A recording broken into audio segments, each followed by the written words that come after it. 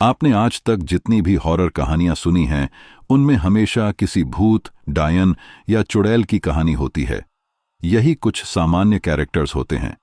लेकिन आज पहली बार मुझे पता चला कि इनसे भी ऊपर एक और ताकत होती है, जो इनसे भी ज्यादा शक्तिशाली होती है और जिसे काबू में करना बेहद मुश्किल होता है। आमतौर पर इन चीजों को कोई बाबा या तांत्रिक अपनी विद्या से काबू में कर लेता है, लेकिन आज जिस चीज के बारे में मैं आपको बताने वाला हूं, वह इतनी भयानक और ताकतवर है कि उसे कोई बाबा या तांत्रिक भी अपने वश में नहीं कर सकता। मुझे भी आज पहली बार यह एहसास हुआ कि ऐसी कोई चीज हो सकती है। दरअसल हमारे गांव की एक बहुत पुरानी और डरावनी हिस्ट्री रही है। मैंने इसके बारे में थोड़ा बहुत सुन रखा था, लेकिन मुझे इस हिस्ट्री की गहराई तक जाना था। इसलिए मैंने गांव के कुछ पुराने बुजुर्गों से मिलने का फैसला किया, क्योंकि असली कहानी तो वही लोग बता सकते थे।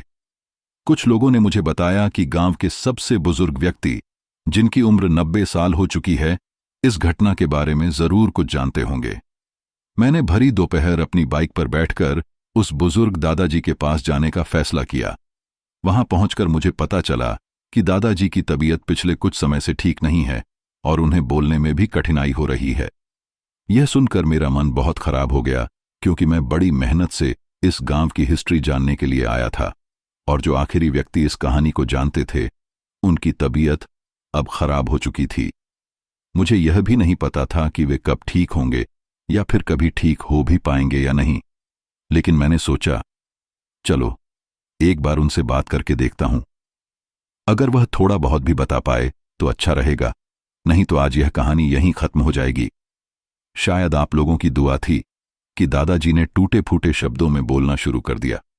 जब मैंने उनसे गांव की पुरानी घटना के बारे में पूछा, तो वह मुझे कहानी सुनाने के लिए तैयार हो गए। चूंकि उनकी तबीयत ठीक नहीं थी, इसलिए उन्हें यह कहानी बताने में करीब 5 घंटे लग गए। मैं सुबह 12 बजे उनके पास बैठा और शाम 6 बजे वहां से उठा। दोस्तों, मैंने पूरी कहानी सुनी, समझी और दादाजी के एक एक शब्द को ध्यान से सुना। इस कहानी को सुनकर मेरे रोंगटे खड़े हो गए थे। आज भले ही हम मॉडर्न जमाने में जी रहे हों, लेकिन उस समय ऐसी घटनाएं सच में होती थीं। यह मुझे तब समझ में आया जब दादाजी ने इन सब चीजों को विस्तार से बताया। मैं आपसे यही कहना चाहूंगा कि इस कहानी को पूरा सुनने की कोशिश करें, तभी आपको एहसास होगा कि सालों पहले गांवों में किस तरह की भयानक घटनाएं हुआ करती थीं। अगर आप इस कहानी को बीच में छोड़ देंगे तो आप इसका असली मर्म कभी नहीं समझ पाएंगे। यह कहानी 150 साल पुरानी है और यह सिर्फ एक व्यक्ति के साथ नहीं, बल्कि पूरे गांव के साथ घटी थी। अब कहानी शुरू करते हैं। जैसा कि मैंने बताया, यह घटना 150 साल पहले की है, जब हमारे देश में अंग्रेजों का शासन था। उस समय गांव की जनसंख्या ज्यादा नहीं थी। गांव में लगभग 3400 लोग रहा करते थे। आज यह गांव काफी बड़ा हो चुका है, लेकिन उस समय इसे एक छोटी ढाणी के रूप में जाना जाता था। गांव के लोग आपस में मिलजुल कर रहते थे।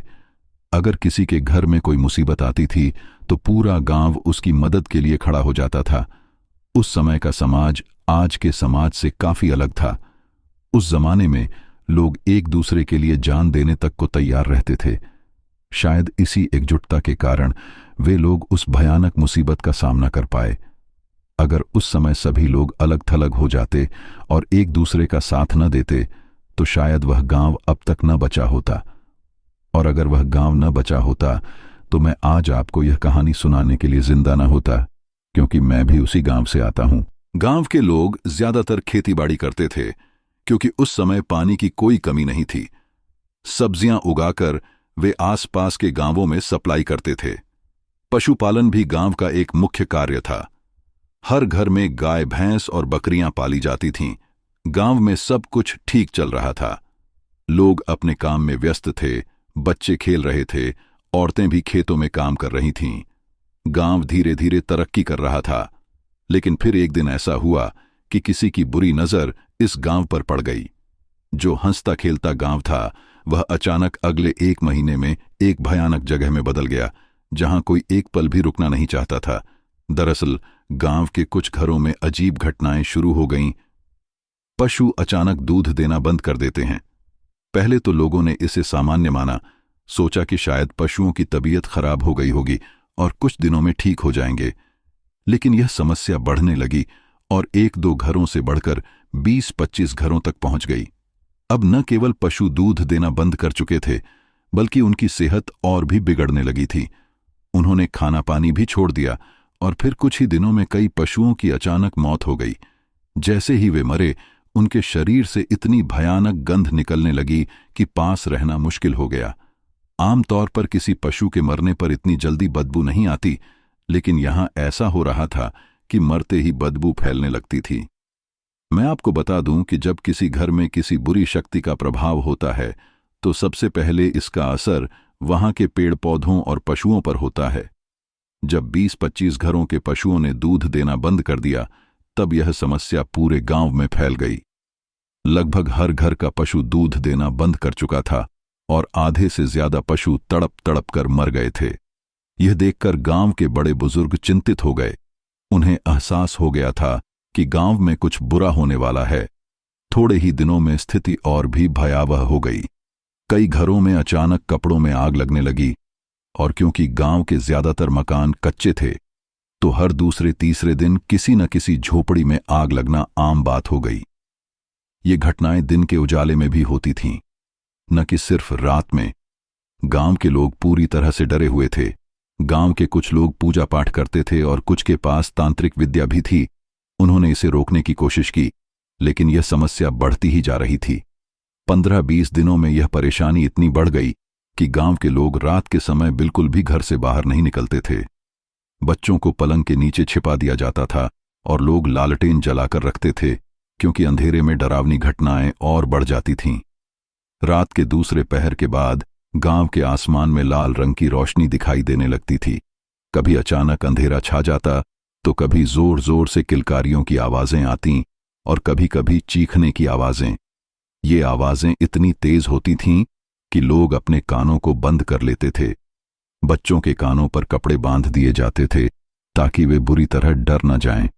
अब तक आपने चुड़ैल, प्रेत और डायन की कहानियां सुनी होंगी, लेकिन मेरे गांव के दादाजी ने मुझे बताया कि इनसे भी ऊपर की एक शक्ति होती है जिसे जोगनी कहा जाता है। दादाजी ने इसके बारे में ज्यादा नहीं बताया, बस इतना कहा कि अगर जोगनी की नजर किसी पर पड़ जाए तो वह इंसान हमेशा के लिए गायब हो जाता है। गांव में इसी जोगनी का आतंक फैल चुका था और एक एक करके गांव के जवान मर्द गायब हो रहे थे, खासकर 20-30 साल के लड़के जो रात के समय ज्यादा गायब हो रहे थे। इस तरह 1 महीने के भीतर लगभग 30-40 लड़के गायब हो चुके थे। गांव के लोग अब पूरी तरह से सहमे हुए थे। लोग अपने अपने काम धंधे छोड़ चुके थे और अब एक जगह पर झुंड में रहने लगे थे। जब गांव के 50 से ज्यादा लोग गायब हो गए, तब लोगों ने तय किया कि अब वे सभी एक जगह पर रहेंगे। कुछ दिन बाद जब सभी लोग एक जगह पर जमा हो गए, तब जोगनी को नए शिकार ढूंढने में मुश्किल हो गई, लेकिन उसकी भूख और भी बढ़ती जा रही थी। एक रात गांव के आसमान में अचानक भयानक बिजली चमकने लगी और उस बिजली के बंद होते ही आसमान में एक भयानक आकृति उभरने लगी। यह एक बड़ी और डरावनी आकृति थी जिसके लंबे लंबे बाल थे। उसके पीछे एक और फौज दिखाई दी जो 50 से ज्यादा आकृतियों की थी। ये वही लोग थे जो जोगनी ने गायब किए थे। जैसे ही जोगनी गांव के लोगों पर हमला करने को बढ़ी, गांव में चीख पुकार मच गई। महिलाएं बेहोश हो गईं, बच्चे डर से कांपने लगे और आदमी जहां खड़े थे वहीं जमे रह गए। ऐसा लग रहा था कि अब गांव का अंत आ चुका है, लेकिन कहते हैं ना, मारने वाले से बड़ा बचाने वाला होता है। गांव के 2 भक्त, एक हनुमान जी का और दूसरा काली माता का, मन ही मन अपने आराध्य की भक्ति कर रहे थे और तभी अचानक उनमें देवताओं की छाया आ गई। हनुमान जी और काली माता की शक्ति उनके अंदर आ गई। यहीं से कहानी ने नया मोड़ लिया। हां, मुझे पता है कि शायद आपको इन बातों पर यकीन न हो, लेकिन अगर आप गांव में रहने वाले इंसान हैं या इन बातों पर विश्वास रखते हैं, तो मेरी बात पर जरूर यकीन करेंगे कि गांव में कुछ ऐसे लोग होते हैं जिनके अंदर देवताओं की छाया आती है। अब जिन 2 लोगों की मैं बात कर रहा हूं, वे दोनों केवल अपने इष्ट देव की पूजा करते थे। इससे पहले उनमें कभी कोई छाया नहीं आई थी, लेकिन इस बड़ी मुसीबत को देखकर पहली बार उनके अंदर अपने अपने इष्ट देव की छाया आई। यह इत्तेफाक की बात है कि जो हनुमान जी का भक्त था, उसका नाम भी हनुमान था, और जो काली माता का भक्त था उसका नाम भैरूराम था। जब हनुमान और भैरूराम के अंदर अपने अपने देव की छाया आई तो वे सभी गांव वालों को पीछे छोड़कर दीवार पार कर आगे आ गए। उनके आगे आते ही जोगनी की पूरी फौज अचानक गायब हो गई। फिर हनुमान और भैरूराम जब अपनी नजरें उठाकर जोगनी की आंखों में देखते हैं तो जोगनी जोर से चीखती है और तुरंत गायब हो जाती है। जोगनी के गायब होते ही गांव वालों को राहत मिलती है। हनुमान और भैरूराम में अभी भी देवताओं की छाया थी, तो गांव वाले उनके चरणों में नमन करने लगे और उनसे पूछा कि इस समस्या का स्थायी समाधान क्या होगा। हनुमान और काली माता की छाया ने कहा कि गांव को सुरक्षित रखने के लिए कुछ बड़े कदम उठाने होंगे, जिनमें गांव के चारों ओर कार लगानी होगी। अगले दिन शाम को गांव के सभी मर्द इकट्ठे हुए, अपने हाथों में पानी के मटके और जलती हुई मशालें लिए। गांव को जोगनी से बचाने का एकमात्र तरीका था कार लगाना, जिसमें पानी से भरे मटके को पूरे गांव में घुमाया जाता है और मटके में छेद करके उसमें से पानी गिरता है। इसी बीच मंत्रों का उच्चारण भी किया जाता है, जिससे वह कार इतनी मजबूत हो जाती है कि कोई भी बुरी शक्ति उसे पार नहीं कर सकती। इसे आप गांव के चारों ओर खींची गई लक्ष्मण रेखा समझ सकते हैं। शाम होते ही सभी गांव वाले इकट्ठे हुए। हनुमान और भैरूराम में फिर से देवताओं की छाया आई और गांव वालों ने उनके पीछे पीछे चलते हुए कार लगाई। यह सिलसिला सिर्फ एक दिन का नहीं था, बल्कि अगले 1 महीने तक रोज शाम को गांव के लोग चौराहे पर इकट्ठे होते और कार लगाते। इस दौरान गांव में पूरी शांति रही और न कोई अनहोनी घटना घटी, न ही जोगनी की दोबारा कोई आवाज सुनाई दी। तो दोस्तों, यह हमारे गांव की कहानी थी। बुराई चाहे जितनी भी बड़ी क्यों न हो, अगर आपके साथ भगवान खड़ा है तो कोई भी ताकत आपको हानि नहीं पहुंचा सकती। जब तक ऊपर वाला न चाहे तब तक आपको कोई छू भी नहीं सकता, और जिस दिन वह आपको बुला लेगा तब ब्रह्मांड की कोई ताकत आपको रोक नहीं पाएगी। इसलिए हमेशा उस पर विश्वास रखो, वह आपका ख्याल हमेशा रखेगा।